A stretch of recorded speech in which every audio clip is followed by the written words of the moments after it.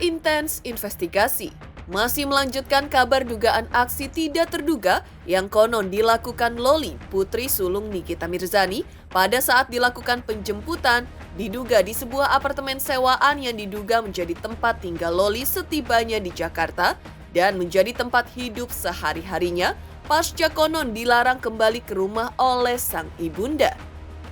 Diduga terjadi aksi pemukulan yang diduga dilakukan Loli, yang entah dilakukannya secara sengaja atau dilakukan Loli, namun yang pasti menimbulkan bekas luka, yang kabarnya kini bersarang di wajah atau tepatnya di lokasi hidung ibundanya tersebut. Menanggapi kejadian ini atau timbulnya bekas luka yang kini selalu ditutupinya dengan masker tersebut, Nikita dalam sebuah wawancara dengan awak media memang menyebutkan ia ikhlas dan tak merasakan emosi apapun karena dengan kejadian atau bekas luka dilakukan oleh darah dagingnya sendiri.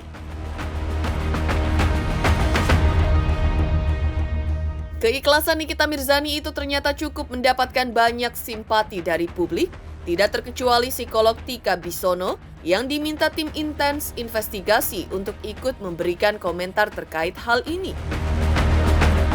Seperti apa pula psikolog menelisik kabar terbaru Loli yang kabarnya sudah menyesal dan berjanji tidak akan melakukan kejadian serupa di kemudian hari. Benarkah dari mata dan pengamatan psikolog, aksi yang dilakukan Loli ini benar-benar juga ikhlas dari dalam hatinya karena menyadari tindakannya yang konon telah melewati batas? Pemirsa, bersama Intens Investigasi, kami hadirkan kabar terkini, terpercaya dan teraktual. Tetapi sebelumnya jangan lupa untuk like, subscribe, dan juga share channel YouTube ini.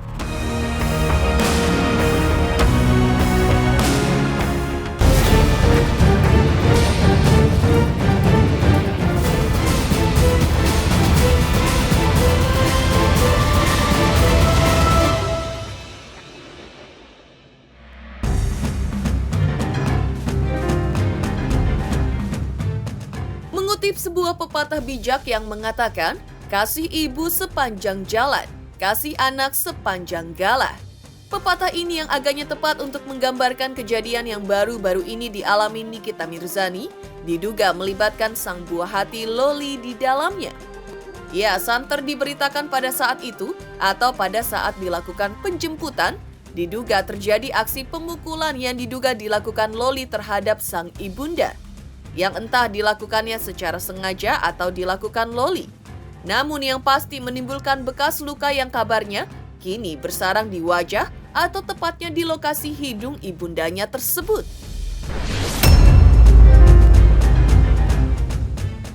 Menanggapi kejadian ini atau timbulnya bekas luka yang kini selalu ditutupinya dengan masker tersebut, Nikita dalam sebuah wawancara dengan awak media memang menyebutkan ia ikhlas dan tak merasakan emosi apapun karena dengan kejadian atau bekas luka dilakukan oleh darah dagingnya sendiri.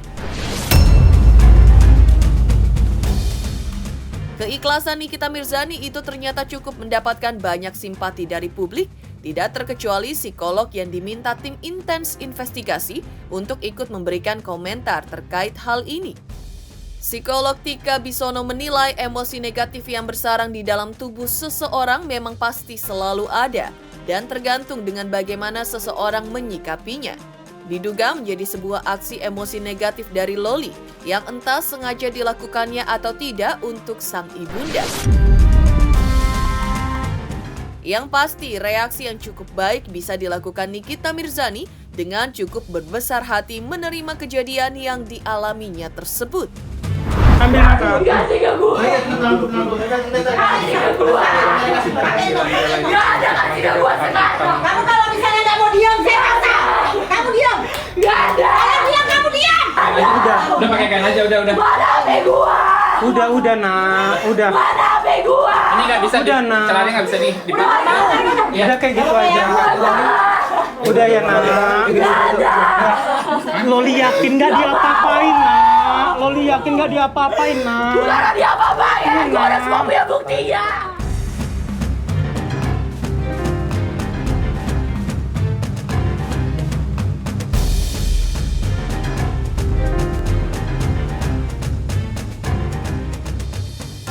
Ya ada sedikit luka aja. But it's okay lah, nggak ada masalah. Hidung kan masih bisa gue bikin selama dokternya masih hidup.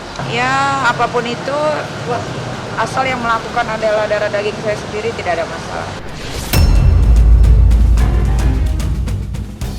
Sering saya ditanya, emosi negatif tuh bisa nggak sih berubah gitu? Oh sangat bisa, of course sangat bisa. Ya orang marah kan juga nggak menetap ya. Setelah marah nggak marah lagi. Setelah nonjok nggak nonjok lagi. Setelah maki-maki nggak maki-maki lagi gitu ya. Kan ada selalu situasi yang setelah kita melakukan A, kedepannya nggak kayak gitu lagi gitu. Nah, ini yang kita cari sebenarnya Zra, apakah pasca dari memukul itu bisa kemudian menyebabkan satu hasil yang lebih penuh empati gitu loh. Ya kalau kata-katanya saya nggak apa-apa ikhlas karena ini anak saya sendiri, itu bagus banget. Tika Bisono sebagai psikolog yang sudah bertahun-tahun menggeluti bidang yang digelutinya tersebut juga menanggapi saat Loli disebutkan sudah mengaku bersalah dan minta maaf akan kejadian yang dilakukannya tersebut dan berjanji untuk tidak akan melakukannya kembali di kemudian hari. Menurut Tika Bisono, permintaan maaf seperti ini memang biasanya merupakan tindakan normatif dari seorang anak saat menyadari kesalahannya. Menyikapi hal ini, Tika Bisono menyarankan Nikita untuk selanjutnya pun melakukan hal yang serupa seperti yang dilakukan Loli, yaitu membuat sebuah pernyataan saling meminta maaf agar terjadi dan terjalin kembali hubungan baik yang jika dilakukan dapat menimbulkan efek yang cukup positif dan anak pun seolah merasa diperlakukan sebagai manusia seutuhnya oleh sang ibunda. Ya, dalam kejadian seperti ini, Tika Bisono pun mengaku sering mendapatkan kasus serupa yang bahkan lebih parah lagi dengan apa yang dialami Nikita Mirzani dengan sang buah hati Loli.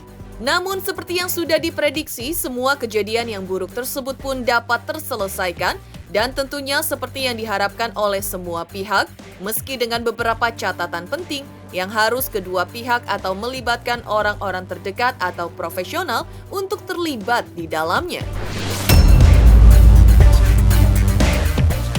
Janji yang menurut saya sih normatif ya. Anak-anak misalnya udah merasa ngecewain orang tua ya kan, pasti sorry ya maknya gara-gara gue lo jadi susah gitu. Nah tapi menurut saya itu juga harus ada saling maaf juga dari orang tua.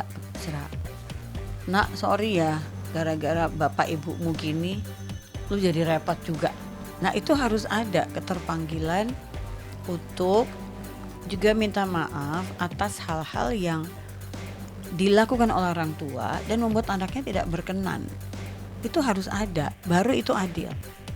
Ya, saya juga di rumah kan anak juga selalu telat aja, sorry ya telat, maaf gitu ya. Nah ini apa yang disebut dengan sikap reflektif gitu ya, itu harus ada.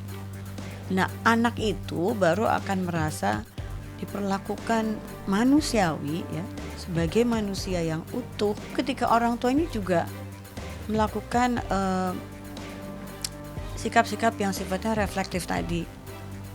Sorry juga ya, mungkin kemarin bapak sering bentak-bentak, maaf ya kemarin ibu suka lebih banyak main keluar daripada ngurusin kakak misalnya gitu ya. Jadi nada-nada seperti ini tuh akan membuat ya Allah Zra, kesalahan yang paling besar sekalipun itu bisa langsung rata dengan tanah dan kayak keangkat gitu ya dari pundaknya si manusia itu keangkat dan ya udah Allah yang angkat gitu ya. Jadi kita kayak ringan lagi, pencet tombol reset, mulai dari nol lagi. Ya bisa lah balik ke emaknya ya atau orang tua ya kan. Ya bisa lah gitu, bisa aja. Tapi dengan catatan, ya catatannya banyak ya. Dengan catatan mereka harus memang memperbaiki hubungan yang rusak kemarin ini, komunikasi yang amburadul kemarin ini ya kan. dan bonding yang retak gitu, kemarin ini gitu. Itu harus disadari bahwa perkembangan sampai meledaknya kasus ini hubungannya kan gak bagus gitu loh. Memang nggak harus profesional yang orang luar, nggak usah. Kalau keluarga besar juga udah guyup, hangat, merangkul, apapun kondisi anggota keluarga ini tetap dirangkul. Ya saya hampir yakin bukan hanya keluarga kecil ini ya, tapi keluarga besar juga bisa guyup lagi. Ya, jadi lewat kasus yang buruk ini malah bisa terjadi hal-hal yang menurut saya magical. Ya, sesuatu yang memang dirindukan oleh semua stakeholder dari keluarga ini, bisa guyup lagi dan menemukan bahwa nggak ada orang tua kandung, ya ada lu kakak gue, ada lu ponakan gue, ada lu tante gue. Nah gitu loh. Jadi kekuatan keluarga ini justru bisa membuat masalah-masalah yang dialami oleh anggotanya itu bisa selesai dan survive and move on.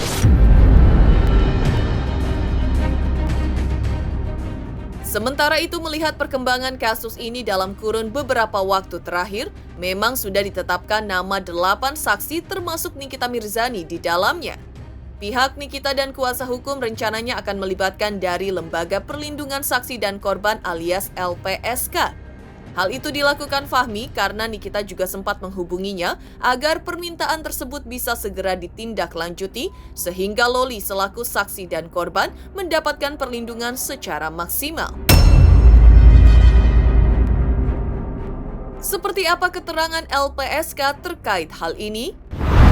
Ya LPSK nanti saya sudah sampaikan. Saya datang khusus ini menyampaikan itu karena kita tadi telepon, jadi akhirnya saya bercerita ya. Sebetulnya tadi ada sidang, kita telepon kan, tolong tindak lanjuti LPSK-nya. Ya udah saya sampaikan. Selanjutnya ya kewenangannya penyidik lah.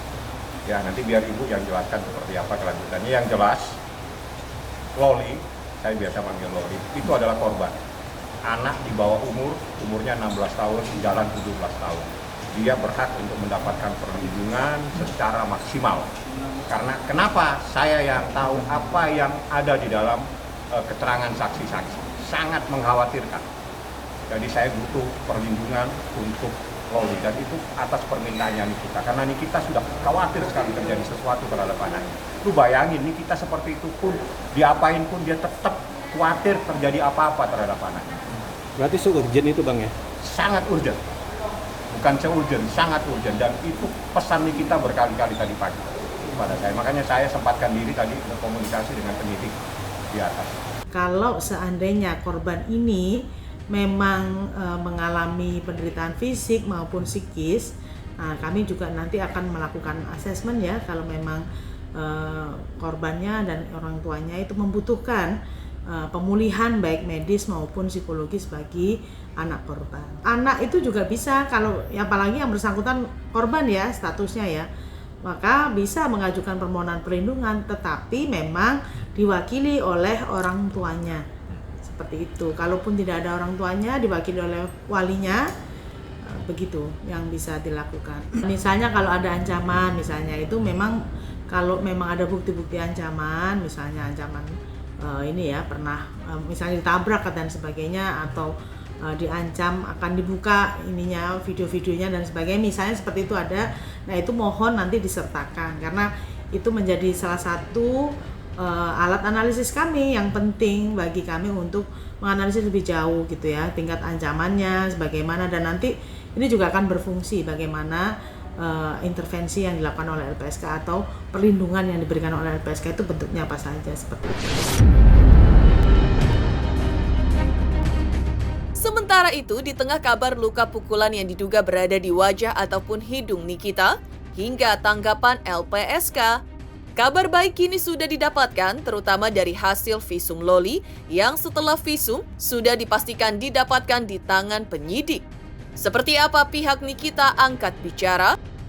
Pemirsa Intens Investigasi, jangan lupa saksikan terus Intens Investigasi setiap hari Senin sampai dengan Jumat, tayang 5 kali sehari dan Sabtu tayang 3 kali sehari, yaitu pada pukul 11 siang, 12 siang, 3 sore, 5 sore, dan 6 sore, tentunya hanya di YouTube channel.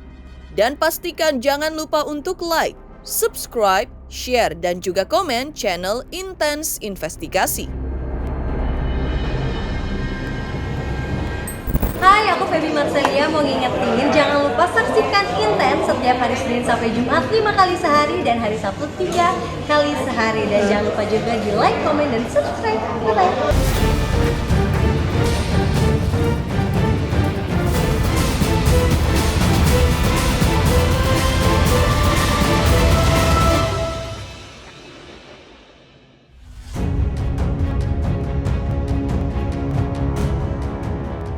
Ya, proses penyelidikan atas laporan polisi yang dilayangkan Nikita Mirzani terhadap kekasih Loli di Polres Metro Jakarta Selatan memang agaknya mulai menemukan titik terang setelah kemarin keluar hasil visum et repertum atas Loli untuk kepentingan penyelidikan dari pihak kepolisian.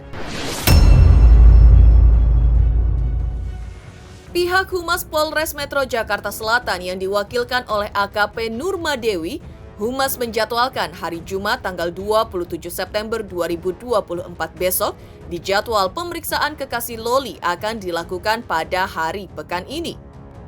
Ya, kalau visum dan laboratorium sudah didapat di penyidik, pasti disimpan atau dikumpulir oleh penyidik, ya, dijadikan satu untuk pemberkasan tentunya. Ya, jadi untuk hasilnya yaitu yang tahu penyidik dan nanti dibuka di pengadilan, itu jelas, ya. Karena itu memang hanya yang menerangkan adalah ahlinya. Ya, jadi untuk saksi terlapor, ya, VA dari penyidik sudah menjadwalkan untuk meminta keterangan hari Jumat sekiranya jam 14.00. Surat sendiri sudah diajukan? Sudah dilayangkan. Ada tanggapan dari pihak sana? Ya, untuk sementara ini penyidik masih menunggu, yang jelas sudah dijadwalkan.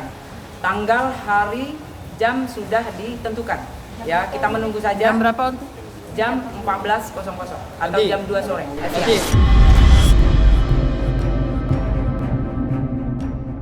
Menanggapi hal tersebut, Fahmi Bahmid selaku kuasa hukum Nikita juga mengungkap bahwa kliennya Nikita Mirzani mungkin akan hadir di Polres Metro Jakarta Selatan untuk melihat proses pemeriksaan terhadap kekasih Loli sebagai pelapor. Namun di sisi lain, Fahmi juga mengaku bahwa Nikita Mirzani tak akan melakukan konfrontasi dengan kekasih Loli selaku terlapor, karena jika ada konfrontasi, maka Fahmi sebagai kuasa hukumnya yang akan menyatakan keberatan atau menolak hal itu dilakukan. Fahmi Bahmid selaku kuasa hukum Nikita juga hanya meminta kekasih Loli untuk menikmati perjalanan hidupnya, termasuk melewati proses hukum yang kini mulai bergulir atas dirinya di Polres Metro Jakarta Selatan. Apalagi pasal yang menjeratnya berlapis-lapis, sehingga menunjukkan bahwa kasus ini bukan main-main, lantaran menyangkut masalah anak di bawah umur, di mana telah membuat banyak masyarakat merasa geram atas apa yang mereka dengar dari pemberitaan yang selama ini dialami Loli putri Nikita Mirzani, hingga berujung kata-kata kasar yang dilontarkan Loli terhadap Nikita, bahkan kabar Loli sampai mencakar wajah ibundanya. Kalau konfrontir enggak, saya yang keberatan. Tapi kalau hadir itu haknya Nikita, mungkin dia hadir di sini. Tapi untuk dikonfrontir saya tidak mau. Tidak ada kewajiban untuk dikonfrontir sama pelaku yang dilaporkan. Perjalanannya dinikmati, saya berharap dia bisa hadir, sampaikan apa yang terjadi.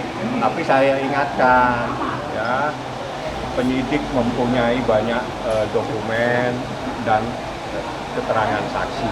Jadi Anda tidak bisa lari kemana karena ini persoalan tindak pidana kejahatan perlindungan terhadap anak. Jelaskan pasalnya kesehatan, ya kan, undang-undang kesehatan, kemudian juga perlindungan anak, kemudian juga di KUHP itu udah jelas, ya. Kemudian memperjelas kasus ini dengan barang bukti, ya, berupa visum, foto, dan lain-lain. Itu memperjelas kasus ini yang jelas 5 tahun sampai 15 tahun. Itu jelas kasus ini ya. Karena di bawah umur. Yang itu kasusnya yang dilaporkan terutama. Oleh karena itu kita cari pembuktian. Iya, pasti kita minta keterangan dari LF. Jika terbukti dengan kesaksian yang ada, ya pasti di dalam penyidikan kita pasti dimasukkan. Itu dengan pembuktian jelas, ya, dengan fakta yang ada. Di sisi lain, di balik visum Loli yang sudah dipastikan ada di tangan penyidik dan kabar pemanggilan kepada kekasih Loli yang kabarnya akan menjalani pemeriksaan. Sebuah kabar mengejutkan ternyata mengalir dari kekasih Loli itu yang ternyata sudah terkenal seantero tempatnya berkuliah. Seperti apa Mayang, adik almarhumah Vanessa Angel, yang juga teman satu kampus, berbicara terkait hal ini? Pemirsa Intens Investigasi, jangan lupa saksikan terus Intens Investigasi setiap hari Senin sampai dengan Jumat, tayang 5 kali sehari dan Sabtu tayang 3 kali sehari, yaitu pada pukul 11 siang, 12 siang, 3 sore, 5 sore, dan 6 sore, tentunya hanya di YouTube channel. Dan pastikan jangan lupa untuk like, subscribe, share, dan juga komen channel Intens Investigasi. Selamat untuk Intens Investigasi karena sudah mencapai 3 juta subscribers di YouTube. Sukses selalu and all the best.